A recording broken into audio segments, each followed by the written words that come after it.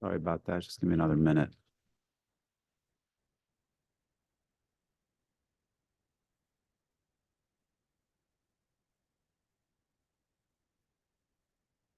Okay, looks like we are live.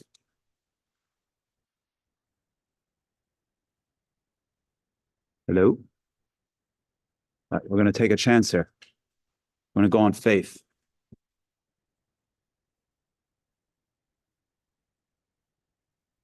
All right. Good morning, everybody. So we are, as Jews, we are clearly caught up in all that's going on in Israel and by extension throughout the world.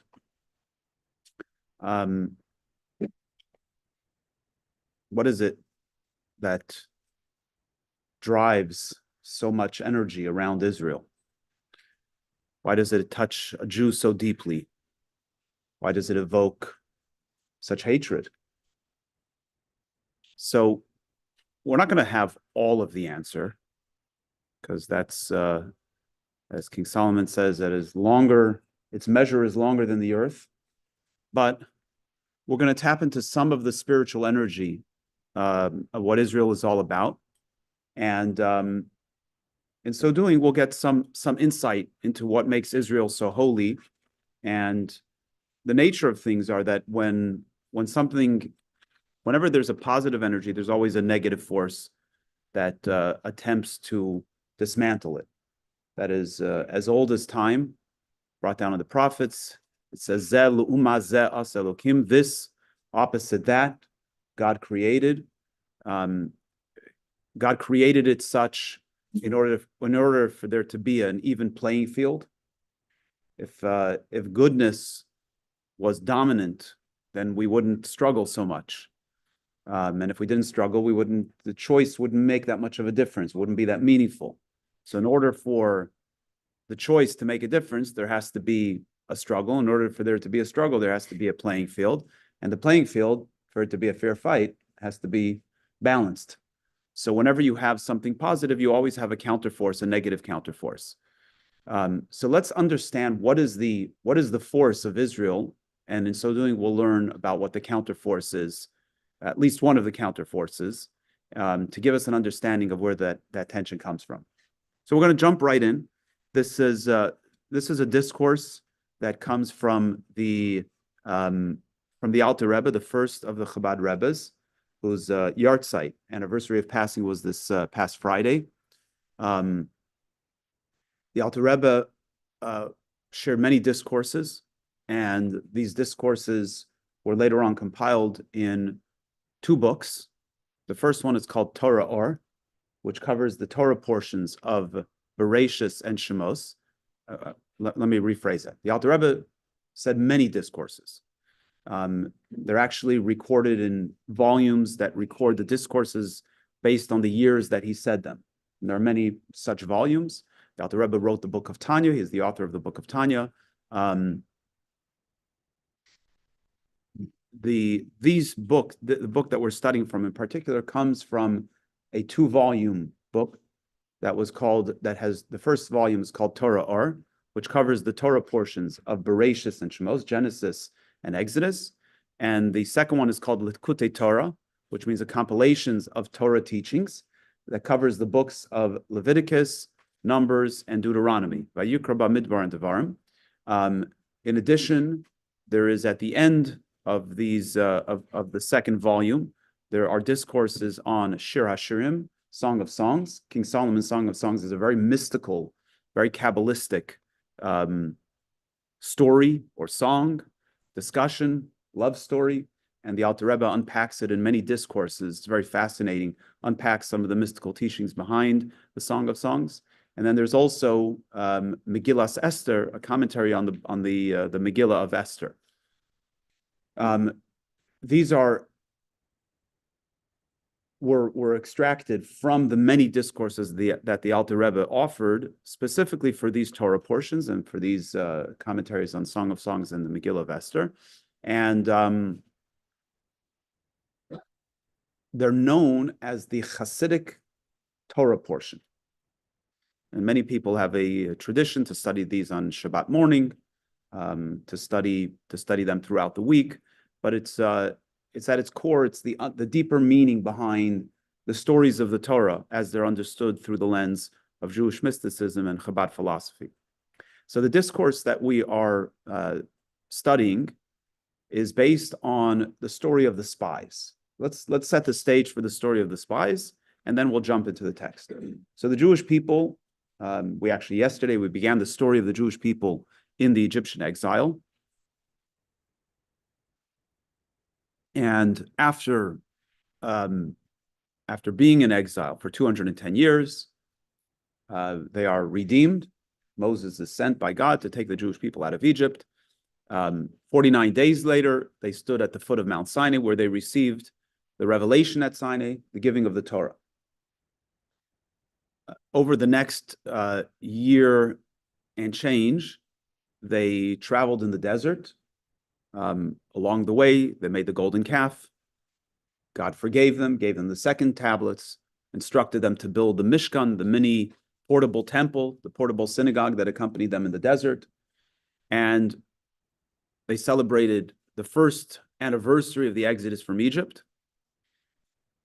And then a short while later, the Jewish people were scheduled to go into the land of Israel. And the Jewish people approached Moses and they said, we want to send some spies into the land to see if we can do this. So Moses consults with God. Should I let them send the spies? Should I send the spies? And God says, Shelach lecha, send for yourself. Which means, if you think it's a good idea, you should do it. And if not, then you shouldn't. I think when God tells you, if you think it's a good idea, and he doesn't say yes, you probably shouldn't do it. But God was obviously creating an opening, and he says to Moses, if you think you should do it, you should do it. And Moses decides to do it. So he sends the spies, he takes leaders of each of the 12 tribes, so 12 spies, and he sends them into the land. And 10 of the 12 return with a negative report. And they say the land is mighty, it's fortified, there are giants that live there. Look at these fruit. They brought back the massive fruits of the land of Israel. And they said, we cannot conquer it. We can't do it. They're stronger than us. They're stronger than God. There were two of the tribes, Caleb and Yehoshua, Caleb and Joshua, who, as the Medrash tells us, they went to Hebron. They went to Hebron to pray at the gravesite of their forefathers. And Caleb in particular, Joshua was blessed by Moses before he left that God should save him from the council of the spies. End of the story is they came back with a positive report, and they tried to convince the people that not to listen to the report of the 10, but the people were ready to buy into the story. They bought the story of the 10 spies, and God said, okay, that's enough. That's it, I've had it. You've pushed the limit. Now you guys are not going into the land of Israel. You're not worthy of going into the land of Israel. You're going to die in the desert. And it's only the next generation who hasn't witnessed all my miracles. They are the ones that are going to go into the land of Israel. The spies themselves die in a very unnatural way. The rest of the Jewish people, sometimes, what is it? Who has it said? That any club that wants me, I don't want to be a part of. What was that? Okay. So sometimes, like, you tell them you can have it, and then, well, then I don't want it. But then you say you can have it, then you want it. So the Jewish people said, oh, now we can't go in. No, we're going to go. We're going to go anyway. Like, this is such a special thing. We learned our lesson. We're going to go anyway. So don't do it. You're making a mistake. And many Jews went up to fight, and they were actually beat down. Many Jews were killed in that battle. So they got the message, and they spent the next 38 years in the desert. And ultimately, after that entire generation died out, the next generation merited to go into the land of Israel under the leadership of Joshua, and ultimately conquered the land of Israel. So that's the story. So there's a lot to understand about the story. Let's jump right in. Shlach lecha anashim, send for yourself men. Inyan hamaraglim shayu nesiyei ha'eda anshe shem. The spies are the idea of the spies is that they were the princes of the congregation. They were men of renown. They had a good reputation. So the first question is, why did they not want to go into the land of Israel? These were leaders of the people.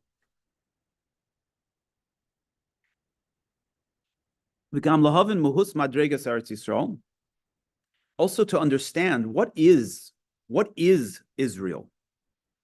What is Israel all about? What is this spiritual level of Israel that evokes such tension around it? So hiniksiv haaretz asher nesati lahem eretz zavas chalav u'devash. We know the verse tells us, we read it in yesterday's Torah portion, that the land of Israel is a land flowing with milk and honey. Did you ever stop to think what that means? It's a land flowing with milk and honey. What does that mean? It's flowing with milk and honey. Sweet. What part of have you met an Israeli? Well, it means it's fertile. What'd you say? Honey nut Cheerios. Honey nut Cheerios. What are you saying? It's fertile? That's always. So it's specifically talking about, I'm forgetting what the milk refers to, but the honey refers to date honey. We know that Israel is well known for its dates. There are seven kinds that Israel's praised for. Let's see if I can remember all of them. Figs, dates, grapes, pomegranates. One more fruit. Figs, dates, pomegranates. No. Dates, figs. No, that's more modern. Olives. And then we have wheat and barley. Right? So this is brought down in the verse that spells this out. So the honey is specifically talking about date honey. The milk, I'm not remembering right now what it's referring to, but it's not flowing on the ground, right? It's not like it's flowing. Now, flowing could mean there's an abundance of it, perhaps, and all good. In other words, it's fertile. It has these wonderful fruits. It tells us the Medrash tells us when the spies came back, they carried one cluster of grapes on the shoulders of 4 people. So these were massive grapes. These were delicious, massive fruits. If you've been to Israel, I've traveled with with high society. I go with the Atlanta Federation. They want to impress the donors, so we go on the trip. We get to stay at the David Citadel. There's nothing better than breakfast at the David Citadel. Morning breakfast at David Citadel, fresh fruit, fresh vegetables. It's like a different. You can't find it anywhere in the world. So, yes, it's wonderful, but we're talking about something else here. For the Torah to go out of its way to praise Israel as a land flowing with milk and honey, there must be something more than just the physical fruit. And that's the Alter Rebbe's question is, Umash Shevach Huzeh, what is the praise? What is this praise of milk and honey? As it is with all of the teachings of the Alter Rebbe, and in many Hasidic, I shouldn't say all of them, but many Hasidic discourses will take a detour. We're going to go around, climb up some mountains, down some valleys, and then eventually we come back to the point upon which the discourse was founded. So, mitzvahs ma'asiyos, rubam kekulim tluyim dafka be'eretz Yisrael, ubefrat inyanei zirayim v'kachim. We have to understand something. Many mitzvot, many of the action-based commandments, are dependent on the land of Israel. I can't give you an exact number, but if you look at the entire book of Leviticus, for the most part, is about sacrifices. Sacrifices can only be offered in the land of Israel. In fact, not only in the land of Israel, only when the temple is standing. Additionally, we have many laws associated with produce, with the fields, with planting, harvesting. There are some of them that apply even in the diaspora, but for the most part, the obligation that surrounds the various different laws associated with the land are dependent on the land of Israel. They're obligatory only in the land of Israel. So just to kind of throw a bunch of laws surrounding that, you have the obligation to leave the corner of the field for the poor. When you're gathering bundles to leave and a bundle, you forget a bundle in the field, you have to leave that in the field. If you're collecting grapes and you drop a cluster, you have to leave that in the field. We have to tithe. There are multiple tithes. There's Truma, there's Meiser, there's Meiser Rishon, Meiser Sheni, there's Meiser Ani. There's the sabbatical year that the land has to rest. There's the Jubilee year. There's the laws regarding servants and slaves and when they have to go free and when they're not allowed to go free, and these are all associated with the land of Israel. So it's some significant number of the 613 commandments in the Torah are directly dependent on the land of Israel. So if you want to take on a fully observant life, you should know that there's not 613 available today. If you're living in Atlanta, for sure not. So it's maybe not that difficult.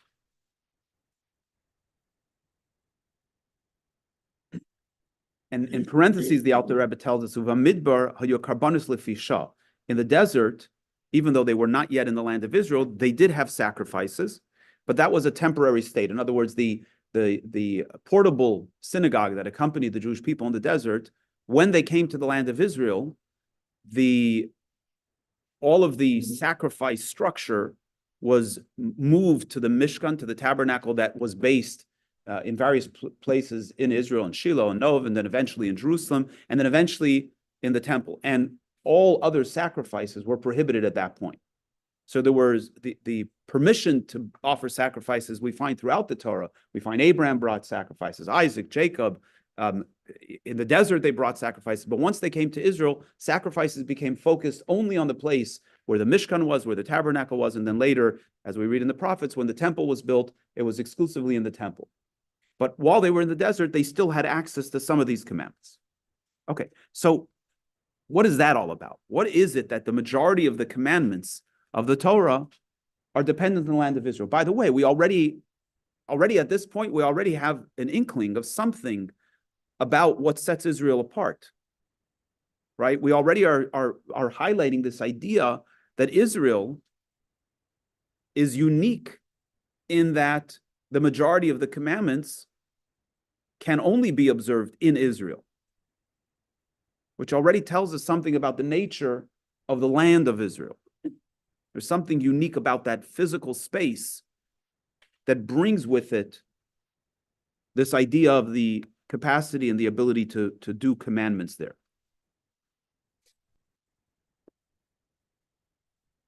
By the way, for those not familiar, at any point, you are welcome to ask questions, and disagreement or challenge is welcome here. Hiniksiv, not that we said anything controversial yet. Hiniksiv, it is written, Ki loy ala lechem levada yichya ha'adam ki al kol meitzei pi Hashem. It says in the Torah, not by bread alone does man eat, but rather on all that comes out of God's mouth. But Tzarech Lavan, we have to understand, hayisrein shebelechem, the advantage, what is the superior quality of bread? Adam gam came b'maimer nivra. The person themselves was created by God's utterance. Like God says, let us make man. But why is it that man needs to receive his sustenance from bread? So let's explain what the question is here, the context of the question. So we are human beings, and one of the things I find fascinating every year on Yom Kippur is that about 2 o'clock, 3 o'clock in the afternoon, for some people it starts at 11, for others it's at 8, when missing the caffeine kicks in, right? And others it's when you miss, when the lunch time passes. Most of us can skip breakfast, right? But then when it hits lunch, and it's past lunch, we start getting a little kvetchy, a little irritable.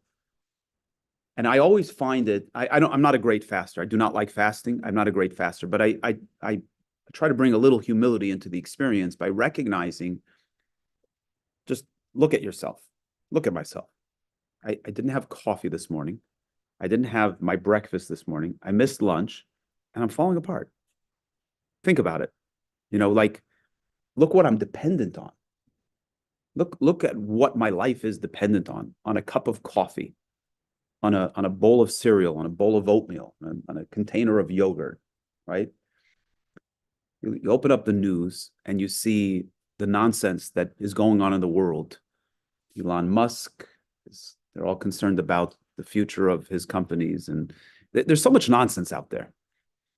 And yet these people about whom there's so much nonsense, if they miss lunch and dinner for an entire day, they're going to start falling apart. And we fall apart. Why are we so dependent? Why are we so dependent on food? Right? Tell me that we're dependent on, great intellectual ideas. That we can't survive without them. Okay, that's uplifting. But that you didn't have your sandwich this morning, you're falling apart. It's a very humbling thought. So the Torah tells us it's lo ala lechem levadi yechia ha'adam. It's not the bread that man lives off of. We live off of the word of God that's in the bread. Life is not dependent on bread. Life is dependent on God. God has found the energy, the divine energy that gives us sustenance, the divine energy that keeps our body and soul together is found in the bread. It's found in the food.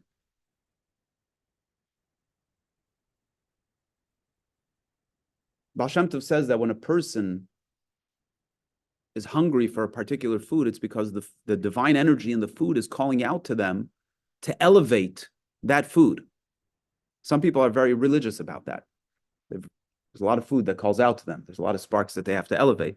But the idea is that there's a divine energy in the food that needs to be consumed in order to elevate that food. So the Alter Rebbe asks a question. Where is the word of God in the bread? So at the beginning of creation, the very beginning of Bereshis, beginning of Genesis, we have what's known as the Asara Maimaris, the 10 utterances. If you look in the text, it says, Vayomer Elokim Yihi Or. God said, let there be light. And God said, let there be a firmament. And God said, let the earth bring forth its fruit and its grass and its produce and so on. In the words that God uttered to create this world, to bring forth the produce from the earth, the word of God is in the produce. It's in the food. It's in the bread. And it's not a one-time event, but as we say in the prayers every single day, he renews in his goodness every single day constantly the work of creation. The world is constantly being recreated. And since the world is constantly being recreated, there's a divine energy in every piece of food that we eat. And every time we eat, we extract that energy, that divine energy. It goes into our body and it becomes a bridge between body and soul. So that's the mechanism. And so when your soul is not getting the food that it needs, it's not getting that divine energy. And we're so accustomed to it, and we so need it, that when we don't have it, we start falling apart. But here's a question that the Alter Rebbe is asking here. There's also an utterance to bring the human being into existence. As the Torah tells us, God said, Na'asa Adam b'tzalmeinu b'kidmuseinu. Let us make man in our image, God says. In other words, God, the same utterance that God said to bring forth the produce is the same utterance that created the human being. So why does the human being need to draw that energy from something else when they themselves have that energy? What makes the energy in the bread more powerful than the energy that's in me? And let's take it a step further. We know in the teachings of Hasidus and Jewish mysticism that there are 4 categories of existence. We have the inanimate, we have vegetable life, we have animal life, and we have human life. Human life is the highest of the 4. So why does human life need to sustain itself off of a lower life form, vegetable life? We also draw sustenance from animal life, and we also draw sustenance from inanimate, right? Certain minerals we also require to live. So we actually need all three, the proteins, the animal proteins that give us sustenance. But the reality is that the bulk of our food is vegetable. It's earth produced, right? We also, you don't, what is it, the keto diet, right? So you could, these are not necessarily good ways to live life. Maybe they work to lose a little bit of weight, but they're not. Healthy diets have an abundance of fruits and vegetables and grains. And then it has a little bit, you can't have too much salt, right? Then you get in trouble, or too much of some of the other minerals. You have just the right amount. And vegetable life, animal life is a add-on, right? You get your piece of steak and your potatoes and your vegetables, and right? You don't have a piece of steak. I mean, some people do, but it's not a healthy way of living. So why is it that man requires vegetable life to extract or life produced from the earth to extract the divine energy, when the same word of God is found in the human life, which is higher than that? Question make sense? Fine. We never stop to think about it, right? The answer is as follows.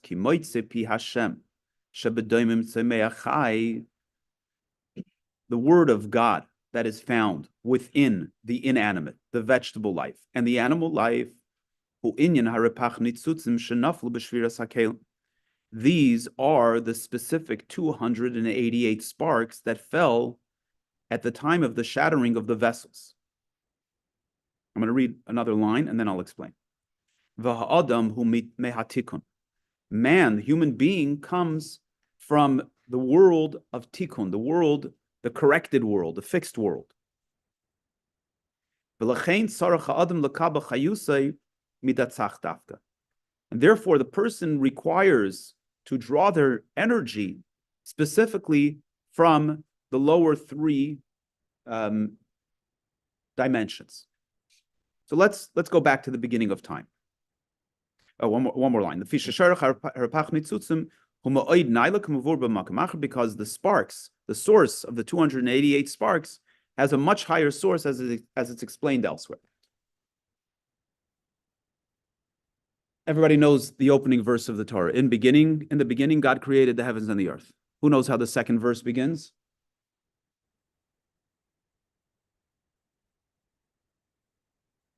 Go ahead. Say it as the earth was without form and void. Good. So when I learned it, they translated it, and the earth was chaotic and empty. But the idea is there was a tumult. It wasn't straight. It wasn't balanced. It was a crazy world. It was an imbalanced place. And there was darkness over the face of the depth. And the Spirit of God was hovering on the face of the water. That's verse 2. And verse 3 is, Vayomer Elokim Yihi Or, God said, let there be light, Vayihi Or, and there was light. So if we think for a moment about the sequence of these verses, let's just try to tap into the energy of what's going on. The opening verse is an introduction. Once upon a time in a faraway land, in the beginning, God created the heavens and the earth. The second verse tells us, and the earth was chaotic and empty. It was filled with void, and darkness was over everything. And the Spirit of God hovered over all of it. And God said, let there be light. And there was light. So the God saying, and let there be light, and there was light, tells us that this prior state of chaos suddenly got some order to it. The light was shined on it. So what's this middle state? What's this chaotic state? And again, in context, as I mentioned earlier, we say in the prayers every single day that God renews in his kindness every day the work of creation. The work of creation includes this state of chaos. It's not a one-time event. It's a constant, it's a recreating. Every single day, there is every single moment, every single millisecond, whatever that means in the space above time, there is this recreation of this process of, in the beginning, God created the heavens and the earth, the chaos and the order. So it behooves us to understand, what is this chaos and why is it being recreated? What's happening here?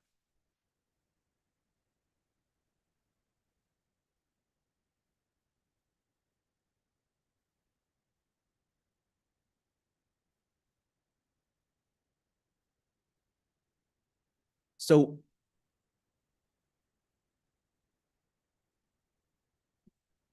I'm going to use the basic description that's brought down in Chassidus to give us an analogy, a parallel, to be able to understand this. We'll use kindness and judgment as the framework, or kindness and discipline. Kindness is a good thing, yes? Discipline is a good thing, yes? You're shaking your head, wondering. Tell me why. Well, I think it can be contextual. Like if you're receiving discipline, maybe people don't appreciate it as good always. Okay, that doesn't make it not good, though. That's why I was. But I'll take your shaking head in a different way, because sometimes discipline is misplaced, as is kindness. Misplaced kindness actually is very harmful. Misplaced discipline is very harmful. So, for example, you have a first-time offender of a minor offense that comes in front of a judge. The law gives the judge a wide range of sentencing guidelines, right?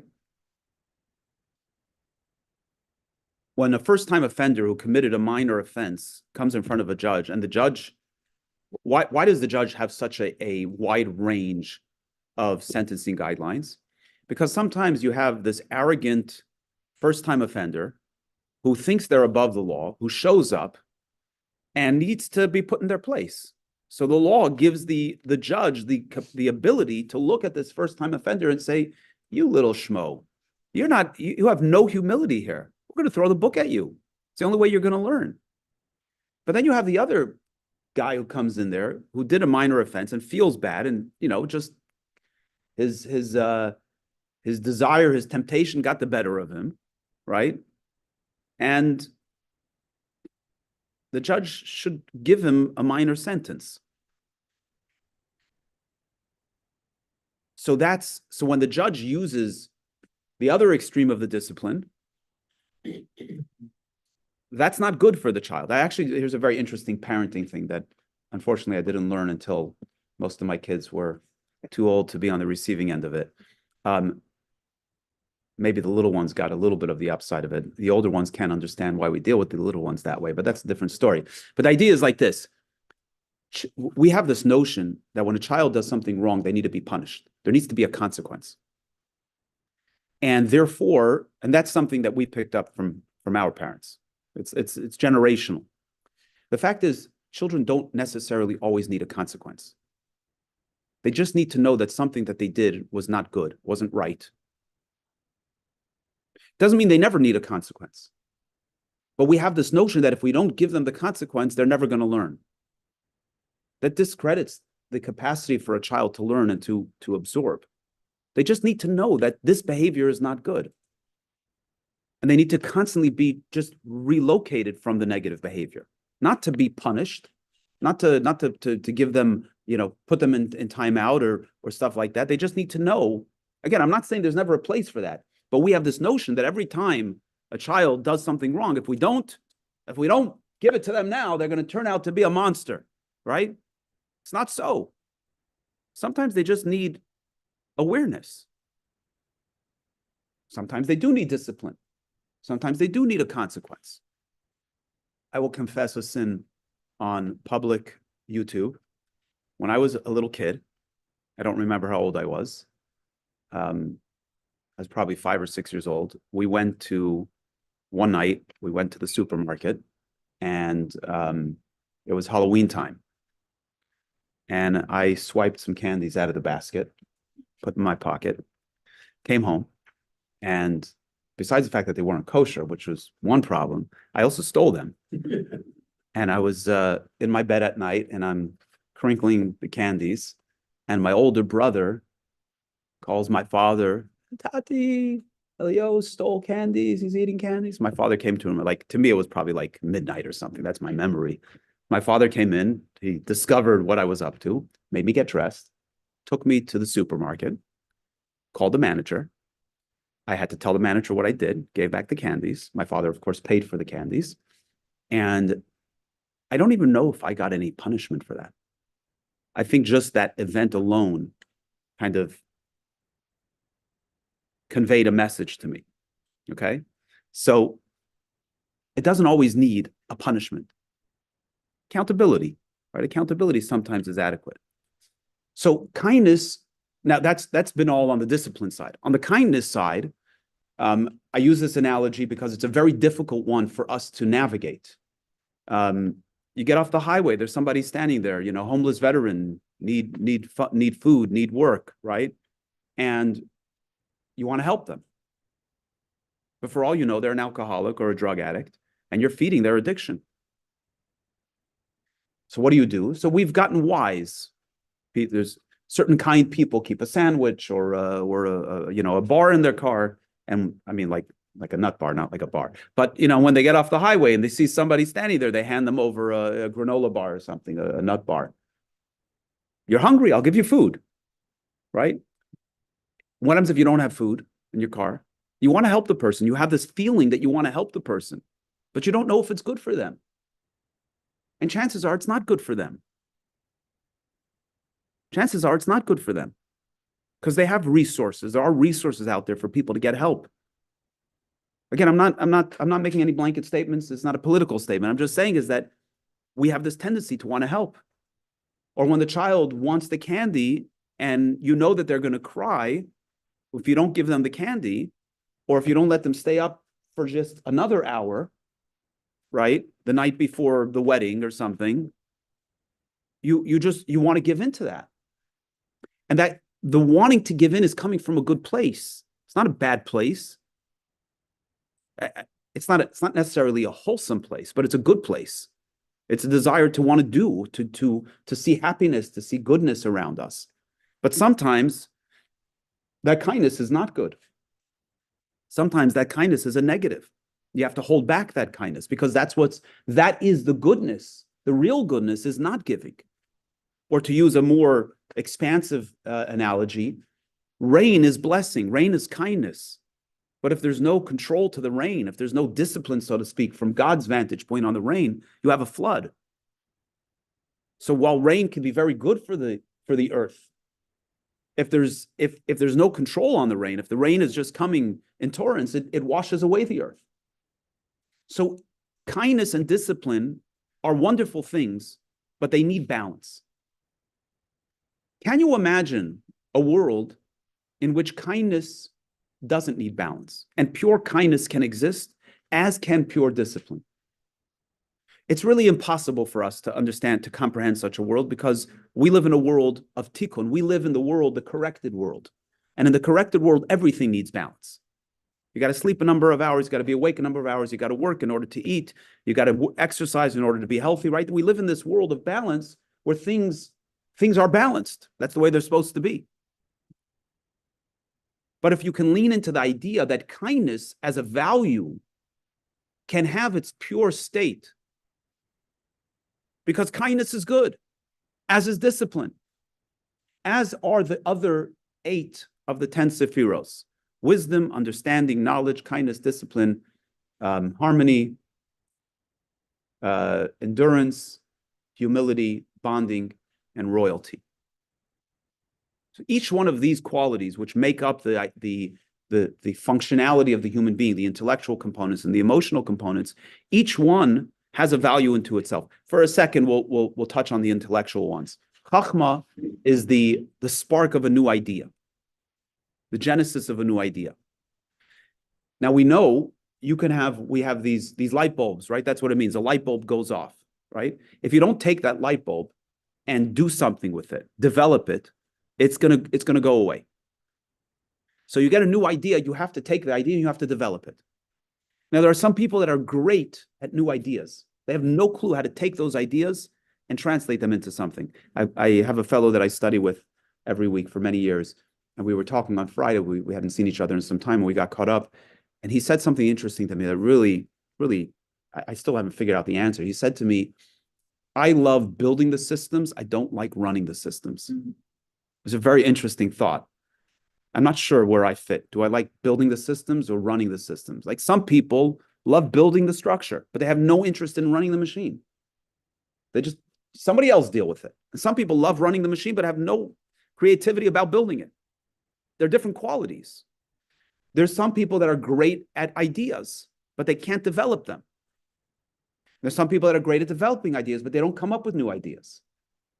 And by the way, if you look at our history, look at the great minds, we have both of these kind of great minds that have made the world what it is. You have the people who have great ideas and introduce them to the world, and other people take those ideas and develop it. I guess you call that open sourcing, right? Is that what it's called? Open sourcing, right? You put the technology out there and then people can develop it. Okay, it's not exactly. So this is Chachma and Bina. Some people are great at Chachma, some people are great at Bina. They're both independently wonderful qualities. And for the purpose of conversation, Das is application. Some people can take an idea and develop it, but they can't apply it. It looks really good on a graduate student's paper, but it has no practical application in the real world, right? So some people are really good at application. Some of us have a small gift for destruction. That too. So in a world, in a corrected world, in a world of tikkun, in a world of balance, you have to have both of these qualities. And each of us ourselves need to have both of these qualities. Even if we're better at one than the other, we have to have both of these qualities. We have to come up with new ideas. When I say new ideas, they don't have to be existential ideas.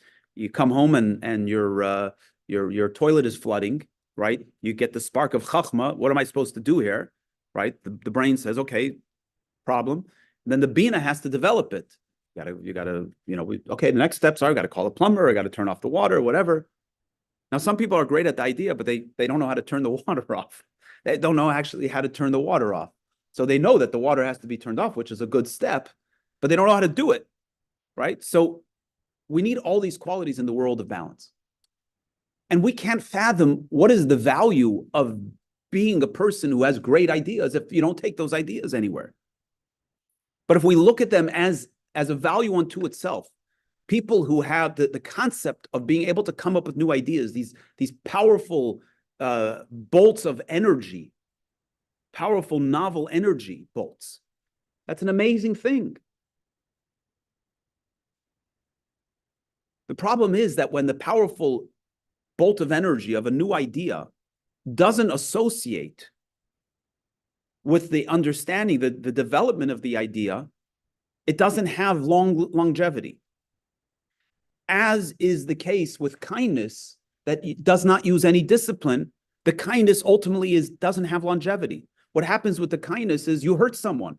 Here, I'm trying to help you, and instead of helping you, I'm actually hurting you.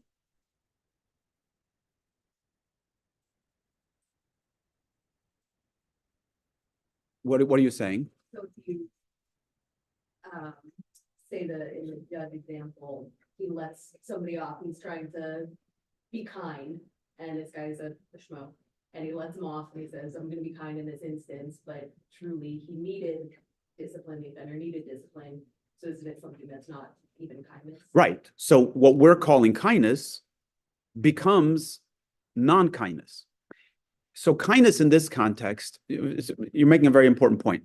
Kindness, the family of kindness is a family of connection. It's a family of giving, right?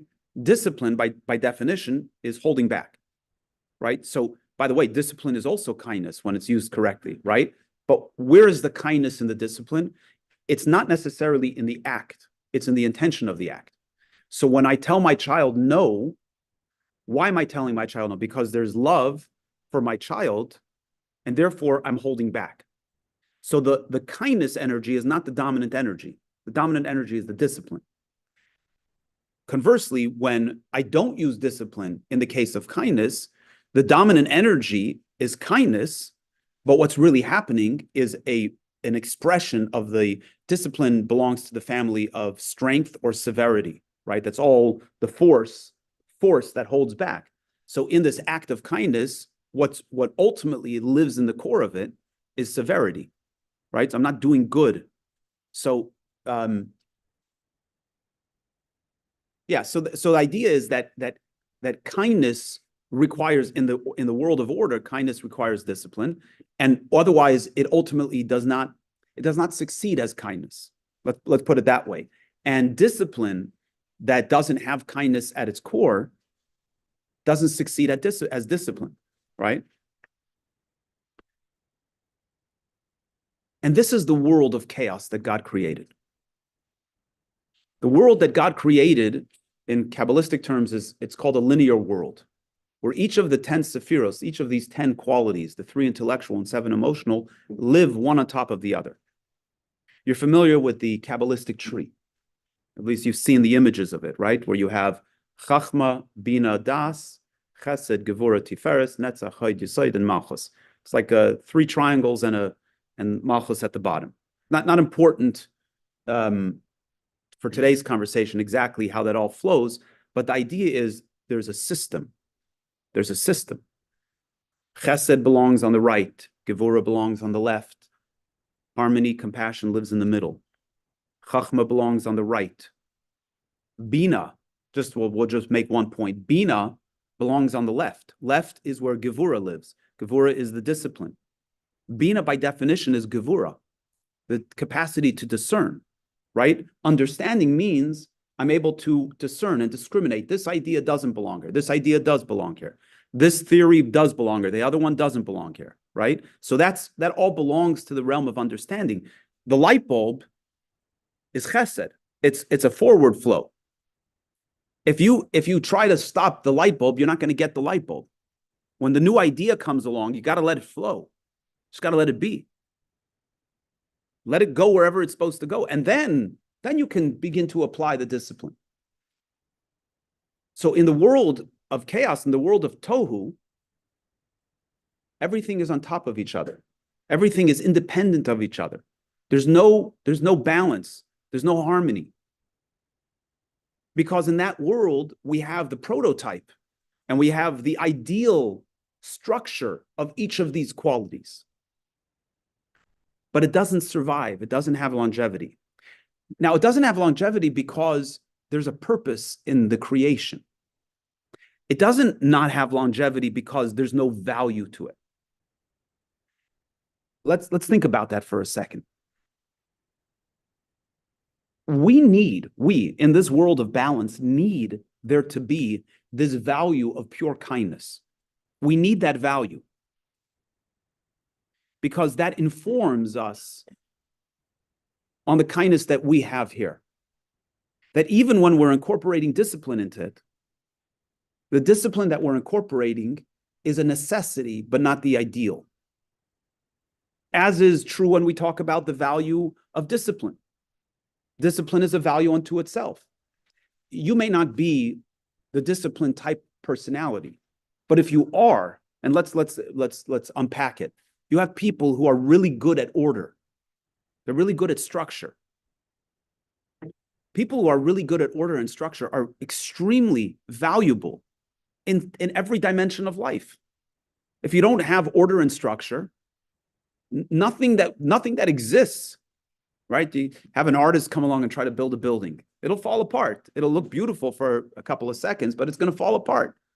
So we need order and structure. We need those people who know how to take out a notebook and write mathematical equations that then become computer programming and cars and machines and houses and beautiful buildings and medical experiments and medicines. And we need that order. That doesn't come from chesed, that comes from gvura. And the person who's doing that needs to stop and recognize what the purpose is in there. Because if the person that's building out these structures forgets what their purpose is, they're going to kill it, right? You have to remember Yes, this is a great vaccine that's going to kill the disease or it's going to help a person, but it's also going to kill them, right? It looks great as a mathematical equation, but it doesn't work, right? It doesn't work at the end of the day. In theory, it'll be a beautiful building, but in reality, it's not going to work. It might work, but it's not going to work for the purpose that you're building it for, right? So, but the person who loves that discipline, the person who loves that order, the person who is of that nature is totally invested in structure. Because structure is a beautiful thing. It's a valuable thing. It doesn't work in this world as an exclusive thing, but we have to have the ideal. And the same thing is true with the person with the great novel ideas and the person who's great at developing ideas and the person that's great at applying ideas. There has to be this pure ideal so that the people who lean into these different qualities can find total value in what they're doing, even as they, so to speak, compromise to create the balance in that world. So the world of chaos wasn't a mistake. God didn't make a mistake. Oh, I made this world of chaos and now it blew up. No. And that's why God recreates it every single day, because it's a necessity. But it doesn't work. It doesn't work for the purpose that God created the world. And why did God create the world? Vayomer Elokim Yehi Or, God said, let there be light. And in order for there to be light, there has to be darkness. And the light has to come from the darkness. It has to discern the darkness. So now we need balance. We need to have balance. We need to have discernment. So when God created this world of Tohu, this world of chaos, and it didn't work, and it blew up, and I'll explain in a minute what that means, it blew up, there was this shattering. And it's all divine energy. It's all godliness. So the shattering caused these sparks to fall into the world. Now, what does it mean it didn't work? What does it mean it blew up? So if you take a balloon and you fill it up with water more than it can handle, the balloon's going to bust, right? If you try to put more information into your brain than it can handle, you're gonna have a breakdown. It's the way it is. If you try to work your body beyond your body's capacity, your body's going to shut down. That's the way these things work. When kindness has no discipline to it, it breaks. You hurt someone instead of helping them. In Kabbalistic terminology, there's light and vessels. There's flow and vessels. Everything requires a vessel to receive it, to contain it, right? Our brains are a vessel for intellect. Our hearts are a vessel for blood, so on and so forth. The cup is a vessel for the coffee, right? The table is a vessel for the book, so on and so forth. When the light, which is the energy of whatever it is more powerful than the vessel breaks. You put something that's too heavy on the table collapses under the weight. Try to put too much into your brain, it breaks down. Your body, so on. Pour more water into the cup than it can handle, the cup will overflow. So in this world of chaos, there was too much light and not enough vessels. And so what happened when there was too much light and not enough vessels, the vessels blew up. The vessels exploded. And again, because we're talking about divine energy, the vessels overflowed into this world, into the world of order, and came down into this world. I'll say one more thing and then we'll take questions and stop because we can keep on going, but we only have so much time. We only have so many vessels today. It says that there were 288 sparks that fell into the world. Now, these sparks are not one spark. These 288 sparks are not 288 individual sparks. They're primary sparks, but each of these sparks has many offshoots. 202 of them landed in what country? You know what you're going to say, and it's not the right answer. Very good. What was everybody else going to say? Israel. I was going to say Israel. 202 landed in Egypt. And which is why the Jewish people were concentrated all in the land of Egypt for a specific period of time to elevate those sparks that were in Egypt. There's a lot of background to that story. It says, V'gam erev rav ali itam, that the mixed multitude came up with them. We know from the Torah that there was a group of Egyptians that joined the Jewish people in the Exodus. But in Hebrew, it says erev rav, a mix of rav. Rav is reish beis, 202. So there was a mixture of 202 sparks that were mixed into Egypt that the Jewish people brought up with them from Egypt. The Torah instructs us never to settle again in Egypt because there's no purpose in being there. The only reason why a Jew is anywhere but Israel is because we have a purpose there. We have a job to do. We have to elevate the sparks that are there. But since the Jewish people emptied it out, like the Torah says, like a net that has no fish, or a trap that has no catch in it, right? No game in it. So there's nothing for us to do there.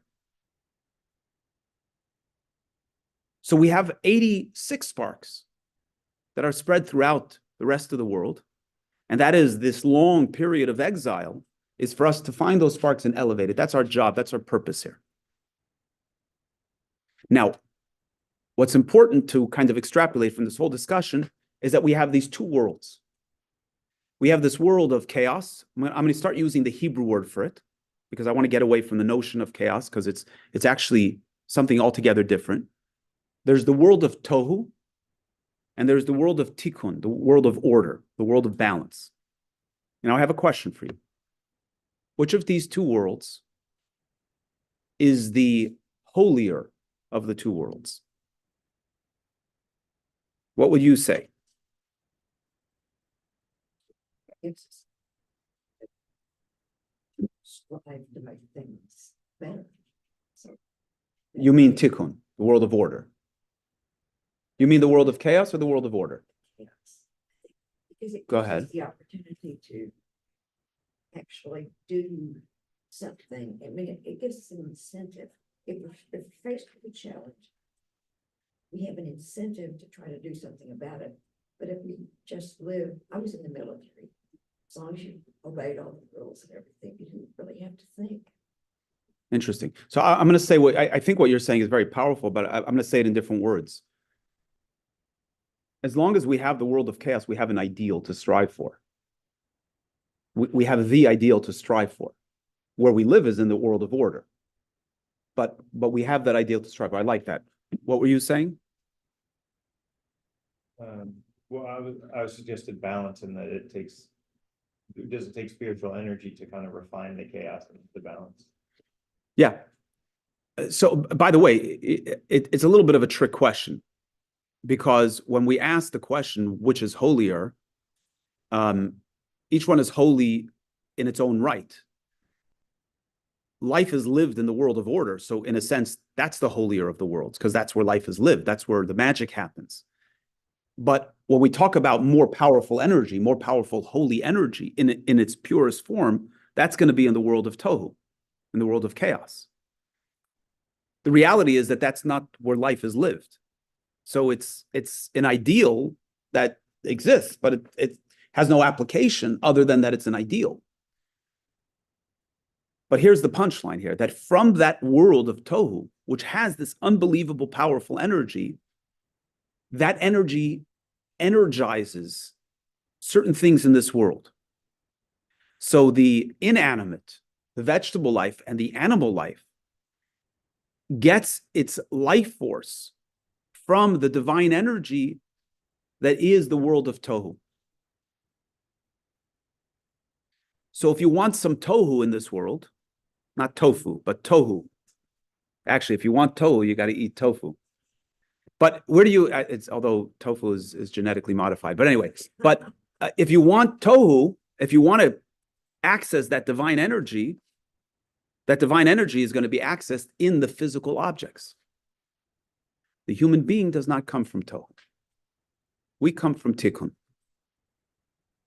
The source, the spiritual source of human beings is in the world of order.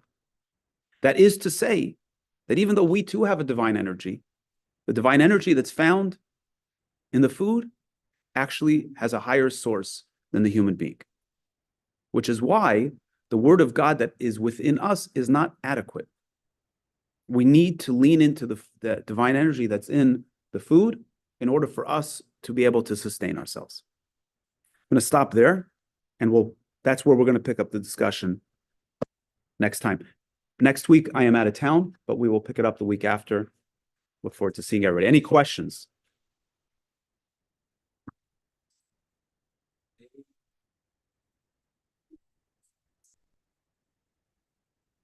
They're light. Yeah, they're light. They're light. They're obviously diminished. They don't have the same powerful force other than the fact that they originate in the world of powerful force. But as they descend into this physical reality, because remember, we're talking about everything we know about the mystical structure, the four worlds of Atzilus, Bria, Yetzirah, Asiya, the realm of the angels, the realm of the souls, all that stuff is those are all part of the world of order. The world of Tohu, the world of chaos precedes all of them.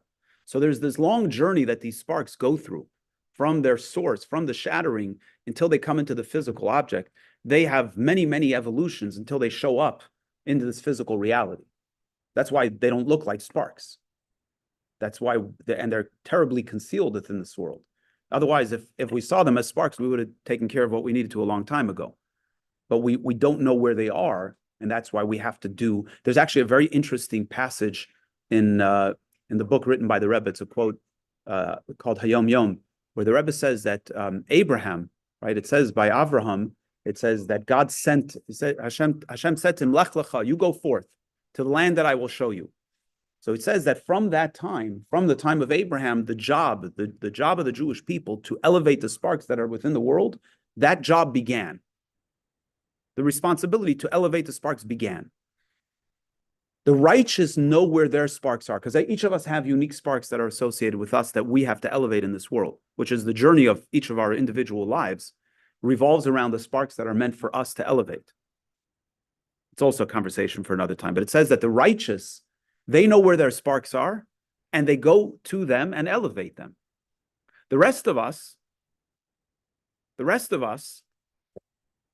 God creates all of these kind of concentric circles and journeys that we have to go through until we land in the experiences that bring up those sparks for us to elevate. Which is why the teaching of the Baal Shem Tov is so powerful, that everything that we experience is God's voice to us, God telling us that we have opportunity there. So when you get stuck in the airport, and your flight gets canceled or delayed over and over again, and it's midnight, and you're starting to get irritated, take a deep breath and say, I'm here for a purpose. There's something for me to do here. You don't necessarily have to figure it out, because sometimes it's just the awareness that I'm here for a purpose, that's where the spark is. On the seat that you're sitting in the airport, right? Or you have some irritating person in your life, or some irritating circumstance happens in your life. These are not passive events. They're all perfectly designed for you and me in our lives, for us to achieve the purpose for which we came down to this earth. And those are the sparks that are meant for us to elevate. All right. Have a great week. Find your sparks.